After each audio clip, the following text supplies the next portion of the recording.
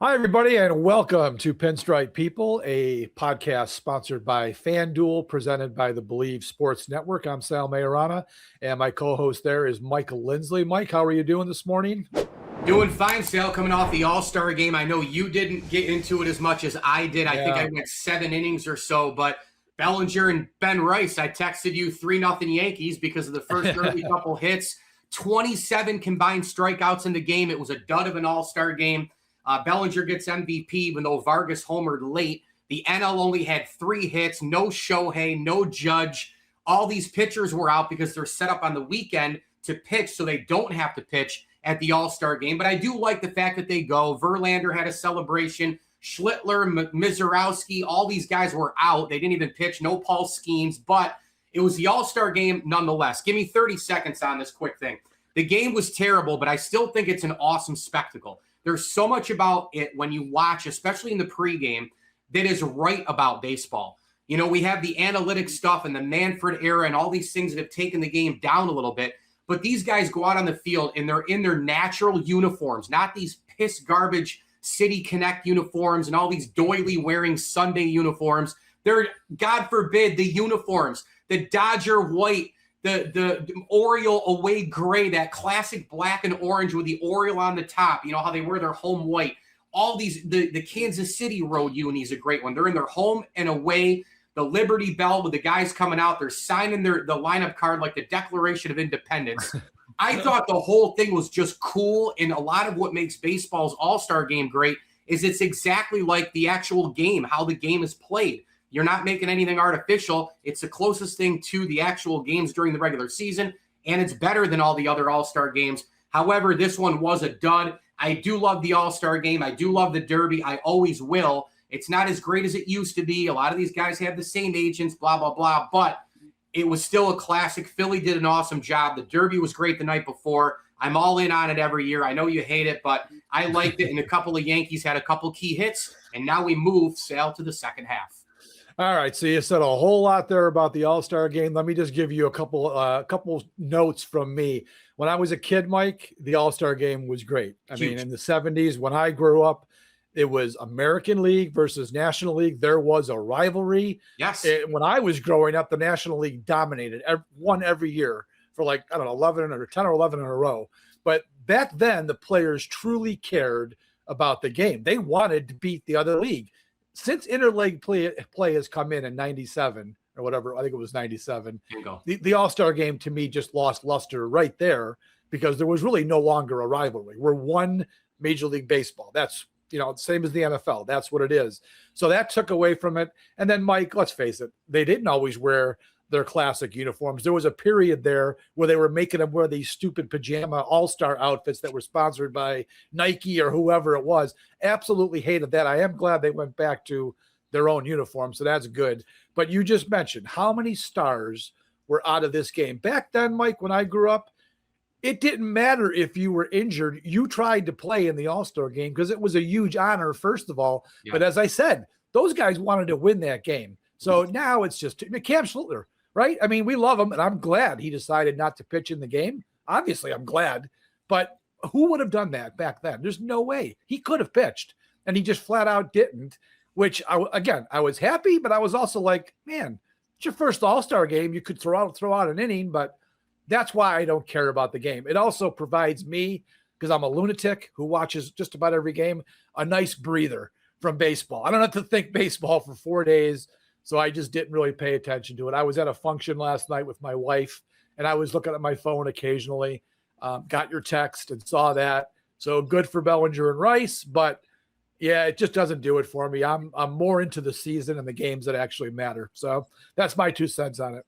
All fair. By the way, one of those 1971 All-Star games, I believe, they were highlighting that the other night on PTI. I think there were 20-something Hall of Famers in that game. Absolutely bonkers. It's great.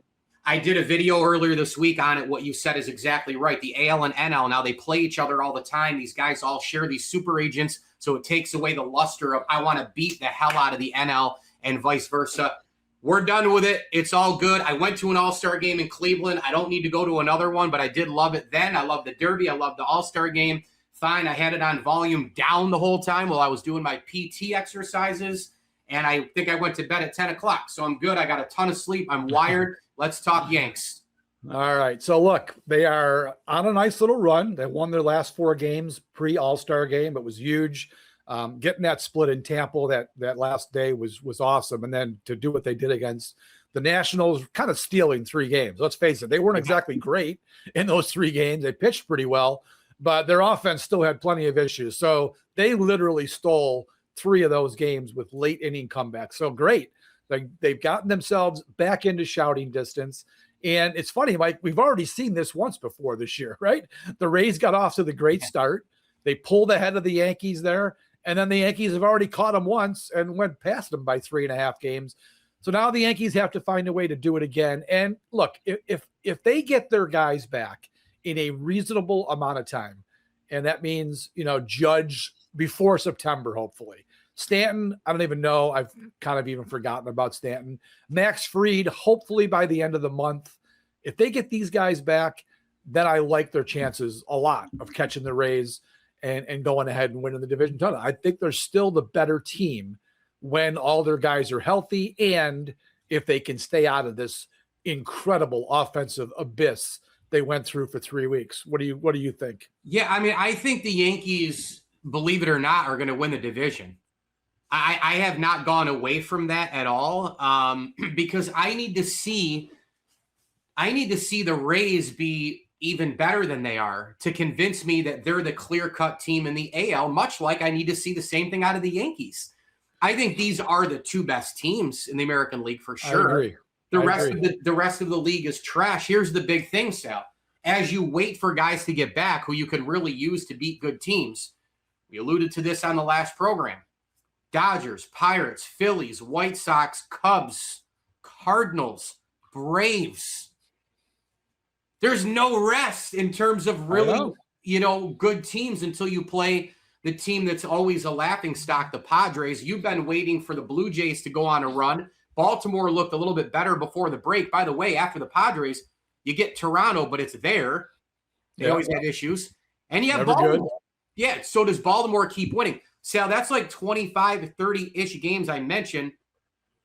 That takes you all the way to the back end of August, and you got to deal with Yordan Alvarez, and you don't know how Houston, if they're going to keep playing better. The Red Sox are always a problem. They're after that too. So schedule's like, oh boy. But again, this is baseball, Susan. Maybe the Yankees play better against the better teams, and they kind of play okay against everybody else. I don't know. But I do think the Yankees are the better team. If they get some pitching back and they can start shutting some teams down, maybe they win some of these games against the better teams 3-1. The bullpen has actually been fine, like we've talked about overall. Maybe you go at it that way. You win some small ball games against the better teams. You hang in there until after Labor Day, and there's your takeoff. Yeah. I mean, the shame of this whole thing, Mike, is they had the opportunity. They just came through a period of their schedule where they should have really kicked some ass, and they didn't. That this is when they went into their worst slide. They were, 5-15 at one point before this recent little hot streak against, 2 series against the Tigers. They played the Reds in there. I forget who else. All these dumb teams that they should have. And they're going to sell now, by the way. The Reds, we were like, oh, there they are. They're in the Manfred area. Yeah. Like they're one of 18 teams still alive. Well, no. Yeah. Sell. Sell. That's what was so frustrating, is to go into that slump when they did, because they could have really built a little bit of cushion going into this next segment of the schedule. So it's water under the bridge at this point. Now they have to start anew. You reset after the All-Star game, and man, it starts right away with the Dodgers coming to town on Friday night. So we're going to get a real good sense of well, I shouldn't say that because the Yankees still aren't whole. So we're probably not going to get a full sense of what they're going to look like against the best team in baseball because they're missing 3 of their key guys, which is unfortunate. All right. So as we go into this part of the schedule now, Mike, let's talk about that bullpen a little bit. I wrote my newsletter this morning. I did like 5 or 6 observations on a few different players and the bullpen in particular. It still needs help. If for no other reason, Mike, they need to add an arm or two just to get Camilo Doval and Jake Bird out of our lives, right? I mean, you can't have 2 guys who absolutely suck in your bullpen because you've got to, in this day and age, you're going to use every one of these guys at least every other day. So if for no other reason, you build on what you have, which has been pretty good. Bednar has been, let's face it, he's been one of the best closers in baseball since the middle of May. He has not given up a run. Hedrick has been a tremendous surprise. The biggest surprise of all, Paul Blackburn. I mean, that's a guy that I wanted to launch to the sun last year, and then he makes the team this year. I'm like, what the hell are they doing with him and Yarborough on the team at the same time? He's been a godsend for them. So they've got some good dudes. Fernando Cruz at the top of that bullpen. I think what they have to do, Mike, they've got to get a strike-throwing flamethrower. Yes. That's the one thing this bullpen lacks, is a true strikeout guy that you can come in a tough situation and strike guys out. That's what they have to have. And then I would give Giovanni Cruz a little more of a leash. I would call this kid up. He's been good the 3 times he's been up with them. Send Bird wherever you want to send him and give this kid Cruz a chance and see where it goes. That's what I would do to the bullpen. What would you do? I'm right there with you. And as you were going through that list, Sal, which was a good one, the Bednar numbers, man, 18 saves, tied for 10th. He's got a 2.70 ERA, 45 strikeouts at 150 plus, and his whip's 110. Yeah, I know. It's great. I tell you, like, if you go in and he drives me nuts, he does. He still does his roller coaster stuff. He still puts people on and all that. But the thing is, not as much lately. He has not been a high wire act lately, like he always was, which is great to see. Actually, Cruz is that guy now for them. Right? Cruz is always dealing with traffic, and then he somehow wiggles himself out. But Bednar has been, everyone was saying early in the year, you need a true closer. I think they have their closer. I really do. I think if he keeps going like this, you can live with him all the way through the postseason for sure. No doubt. It is true. You're right. And it's funny because he's in that stretch. He's in one of those stretches where when he does this, you can trust him. And again, it's probably unfair, but the standard still is the 90s Yankees. Yeah. I mean, we always think about the bullpen with those teams, but think about if they only, just hypothetical, I know it's forever ago, but what if they only had Mo? Yeah. It wouldn't have been the same. It wouldn't have been the same. You have to have bridge guys. You have to have the right setup guy. Torrey was always known for pushing those right buttons in New York. He had more pieces in payroll, sure, and more Hall of Famers, but he pushed the right buttons. And he had a Graham Lloyd, a Jeff Nelson. He had Mo setting up Wetland before Mo took over. We know the history, the story. But what happens if you have Ramiro Mendoza and Jeff Nelson and those guys don't work out? What happens if you always have to go to 3 or 4 different guys and then you're like, oh, yeah, well, Mo Rivera, we used him 3 innings yesterday, 2 innings the day before. No. Like, you couldn't have used even Mo the way you did. And I know he's in the Hall of Fame and maybe he's still there, but you get the point. Like, the line still has to go. I'll tell you what, Mike, maybe he's not there because he probably would have had a whole lot less saves if he didn't have good guys getting him to that 9th inning situation. He would have had a lot less. Maybe a couple hundred category. Maybe a couple hundred less. It's crazy, but it's probably true if they don't have the guys that could get the game to him in the 9th inning. So it's a good point. And the Yankees right now, the Yankees have a couple of those guys, but they in the postseason. And look, by the time we get to the postseason, Mike, as it usually is the case, some of their starting pitchers may end up being part of the bullpen. So maybe we're overreacting a little bit, but say they get Clark Schmidt back at some point in September, he might be a bullpen piece. Unless they still have some serious injury situations, I think the move with him would be this season, you concentrate on working on the bullpen. We'll get you built back up next year. So you add him. You may add one of Warren or Weathers, maybe both. Who knows? If they can get 4 guys, if they can get their top 4 guys healthy, maybe both of those guys are bullpen options. Yeah. So right there, maybe you improve the bullpen, but I still say he needs one more arm for sure, and that's in addition to giving Cruz, who I think deserves more of a look. They need to get one guy. Now let's move off from the bullpen. We know that the number one need, and I think you'll agree with me, is they have to get a right-handed catcher. They have to get a right-handed hitting catcher. Yep. And I'm not talking about just a guy to platoon with Austin Wells. They need a guy that's going to be their regular starting catcher because Austin Wells is not it. I mean, Austin Wells serves a purpose. He is a good defender, and they love him for his defense. And okay, I'll give you, he is the best defender of the guys they have, but he is a black hole, and you cannot continue to roll him out 4 at-bats a game, 6 times or 5 times a week.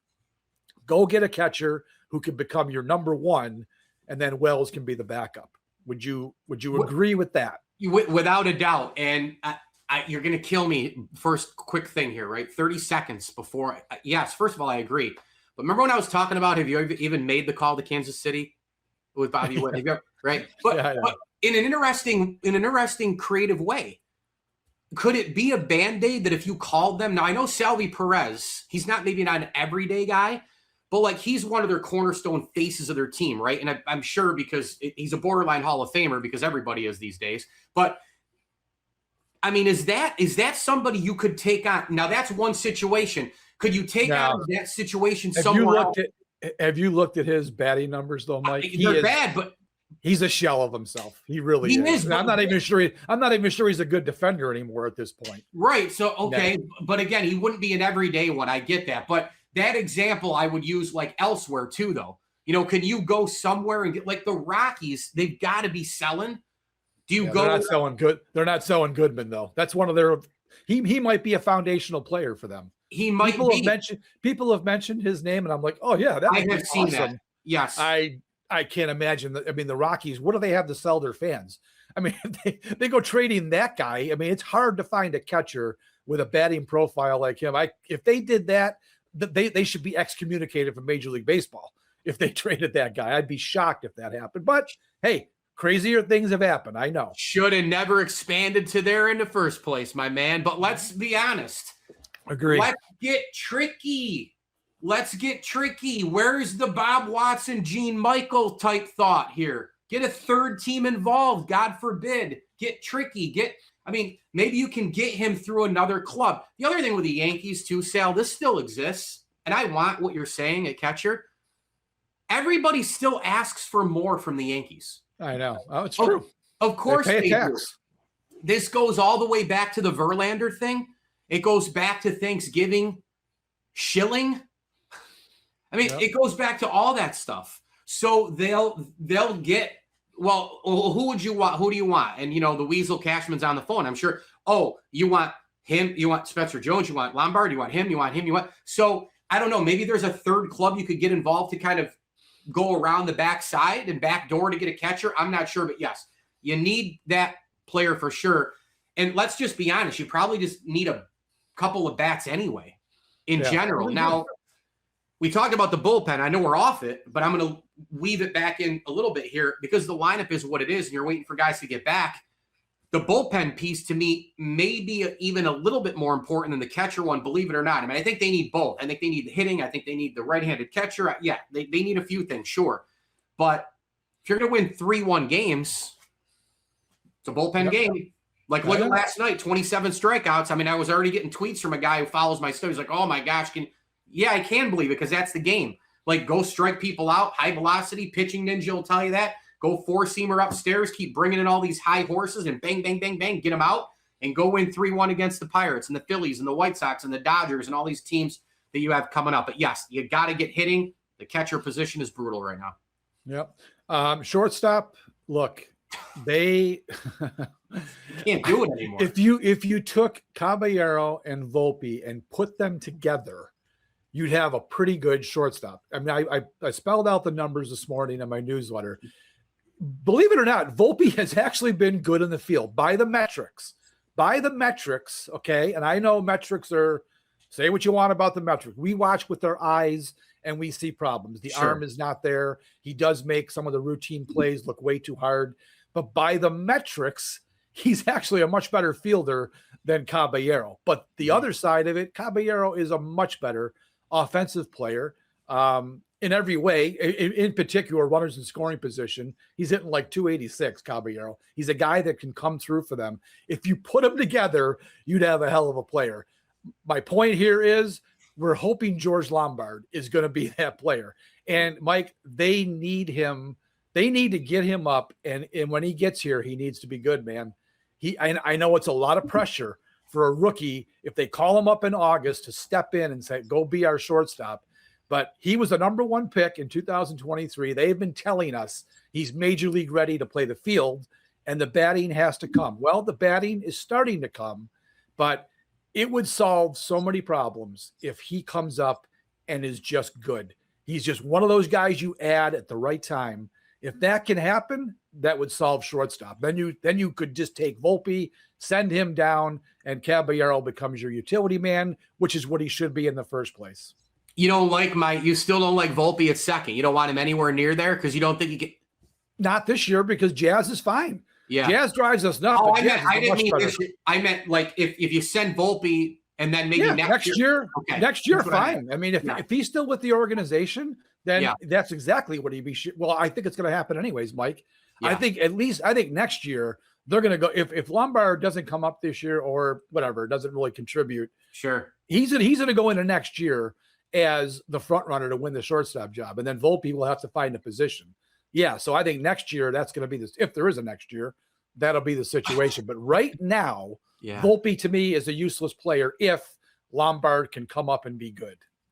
No doubt, and he's 21. I just wanted to make sure of that. Yep. Number 1. Number 2. He's a kid. I know. He's a kid. Number 2. I think we've been doing this for a while with the Yankee prospect thing. They've been telling us a long time about guys. Yep. Oh, we're still waiting for Dominguez to be as good as he was supposed to be. Jason Dominguez guy, sign 1 point whatever million. Wait till you see athletic, range, power. Yeah. What have we seen? Right. Already reached the ceiling and he's had multiple injuries. I mean, please. So, I mean, could Lombard be great? Yeah, Lombard could be great. He could be, but we've been hearing again this is what drives me crazy about these guys. And by the way, it's such a young man's game that if you go back and look now, Harper and Machado have been playing in big leagues for 16 years already because they started right out of the chute at 18. I covered Harper in Syracuse with the Chiefs. Machado, by the way, I wanted both of those guys when they were free agents at the same time. The Yankees should have given $650 and just gotten them both. But hey, either way. Machado, maybe he couldn't handle the New York thing. Who knows? But Lombard, of course, I want him. I just don't know how it's going. Like, do you know what you're doing with your prospects? Do we know when they call them up? I mean, it seems like, and I'm not saying all of them have to be right everywhere across baseball, but it's a young man's game to the point where a lot of other teams, like they know, like just bring them up, go, bring them up, go, bring them like the Blue Jays, Vlad, right time, right? The trio there. Yankees slow play these guys all the time. Yes. And you know a team that's having a lot of trouble with those prospects that I thought most, not all, but most would come to fruition in the own division. And the Yankees have gotten lucky again. Baltimore. Oh, Baltimore. Well, Baltimore, but the Red Sox too. Remember the Red Sox had this core of like 4 guys that were going to be great. Yeah. What have we seen? Rafael is starting to be pretty good. Anthony has been hurt his whole career, right? They've had a couple. Right. Meyer was supposed to be great. Baltimore. He's done nothing. There's the kid that's still in AAA. I forget his name now. That's been down there. He was supposed to be great. So yeah, Baltimore and Boston both have had these big prospects that really haven't panned out yet. You're right. Yeah, and luckily for the Yankees, again, it's more handouts because the American League continues to just stay down for whatever reason. Bad management and executives, prospect development, right? Aging rosters, a splash World Series by the Rangers, and they come off. Houston's been down a while. There's all these different things that have been handouts for the Yankees to waltz and have even more success to get a 1 seed and try to get back to a World Series. But the Orioles have had like 5 or 6 guys, either a first pick, top 3, top 5, tops. I mean, go look at them. Holiday, Rutschman, Gunnar, all these different guys. Lombard, of course I want him. Of course, I want all the prospects, Sal. It's a young man deal. I love the young man play here, the young guys.